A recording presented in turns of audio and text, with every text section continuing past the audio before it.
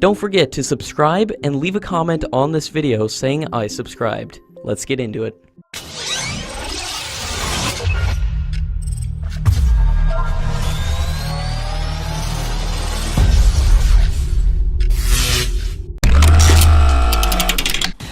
The Union Minister for Parliamentary Affairs has said that no decision has been made on shifting the venue of Aero India 2019, and all the news about the shifting are rumours. According to media reports, the Air Force was against moving the air show out of the Yelahanka Air Force Station, as the infrastructure needed to host an event of this scale has been created at the airbase over the years.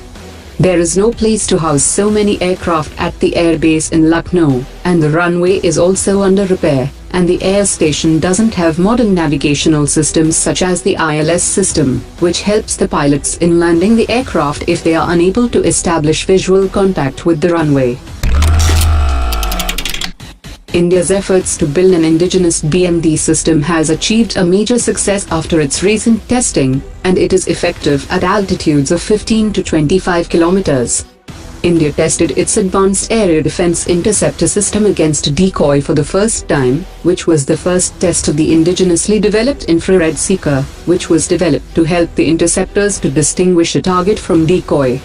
This capability becomes increasingly necessary for India, as the Chinese Dongfeng 41 has a reported range of 13,000 kilometers and is capable of MRF delivery.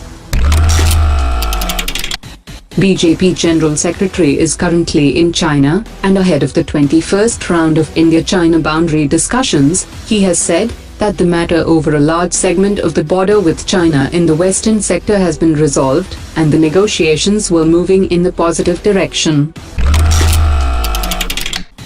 According to latest reports, the Chinese military has set up oxygen stations and introduced high-pressure oxygen therapy and specially designed portable barracks to its troops stationed in Tibet region, to boost its combat capability in the high-altitude ranges.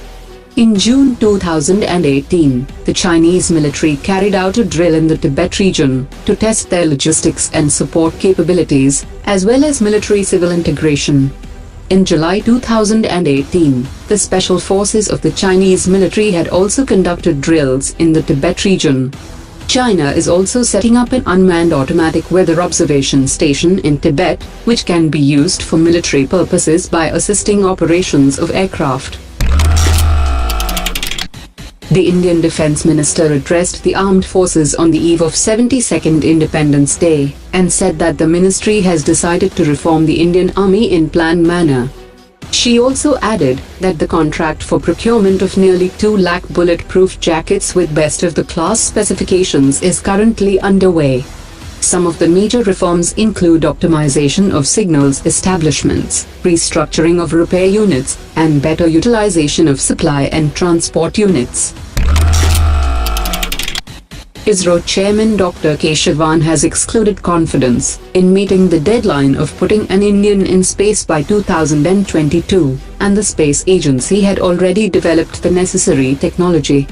He also said that the agency had already tested the technology for the last few years, and will develop the other infrastructural facilities for the manned mission in a time-bound manner to meet the deadline.